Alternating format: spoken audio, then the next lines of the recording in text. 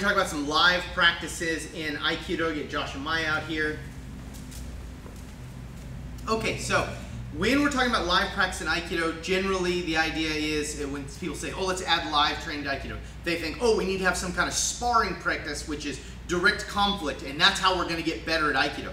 We're not going to get better at Aikido that way. You might get better at Jiu-Jitsu that way, but you're not going to get better at Aikido that way because Aikido is a different set of skills. So we have to find ways to introduce live practice in Aikido that works towards the skills we are trying to acquire. So the skills we're trying to acquire are going to be distancing, clearing, how to keep suppression, all these kinds of things. These are the kinds of skills we need.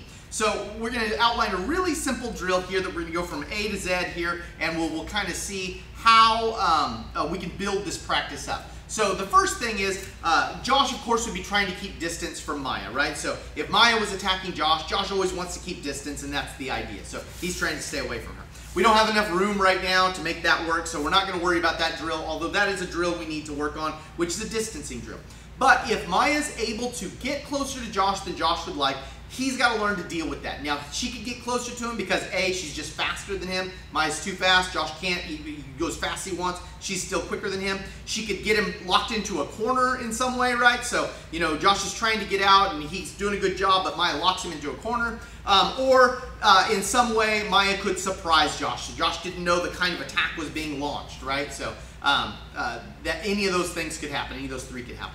All right, now, so when we're simulating that, what Josh is going to want to do is get offline and suppress. So if Maya came in, Josh would get offline and suppress.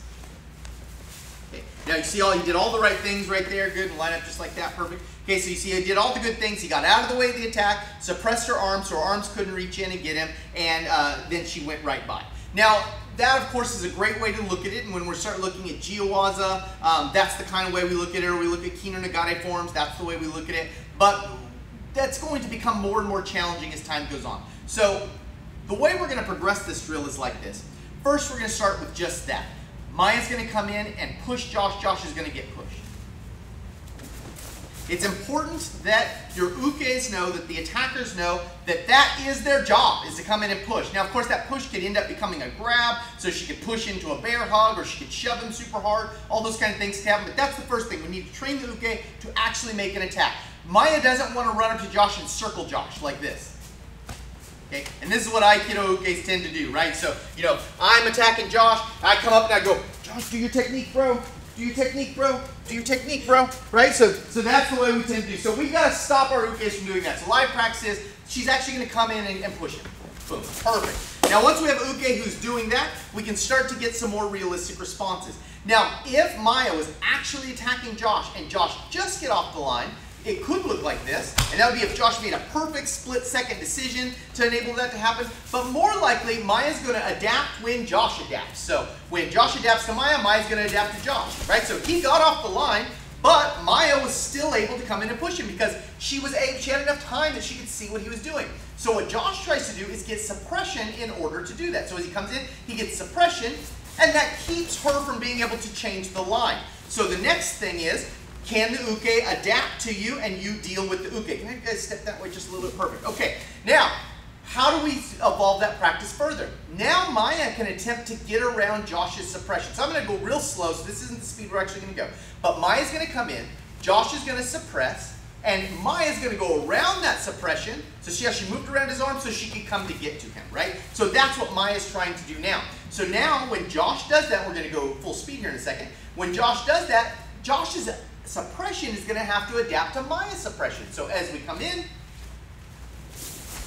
you see, she made her arms wide. Josh saw an Uchimori attempt and he slid in through the inside, right? That could come out tons of ways. Could be a battle of the hands. The hands could go up and down, right? So if Maya comes in towards Josh, her hands are moving up and down, Josh is moving, see?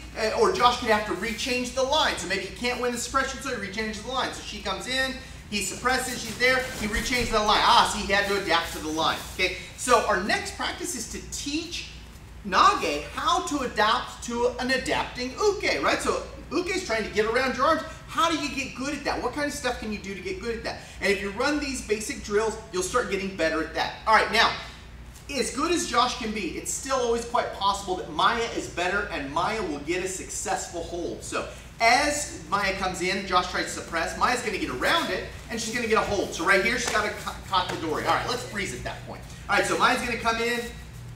There we go, and Josh is trying to get free here, but she's got to caught the dory, so she managed to get that. Now look, Maya's not going to hang out here all day, so she's going to follow this up with hitting him or tackling him or something. So Josh only has a split second to deal with this, so Josh needs to learn Hadoke from this drill. Okay, so as Maya comes in, Josh tries to suppress, Maya gets around it, we're going to have a successful grab, and then Josh has to clear it. And there he has it cleared, right? Okay, now, we would run those full time, right? So I'm going to have you right now, you guys are going to go through just a set of these for the guys. So we're going to see what happens, and we're just going to run it. So Maya's every time coming in, trying to grab Josh. Josh every time is trying to keep free. If he can't keep free, he's going to try to make Hadoke.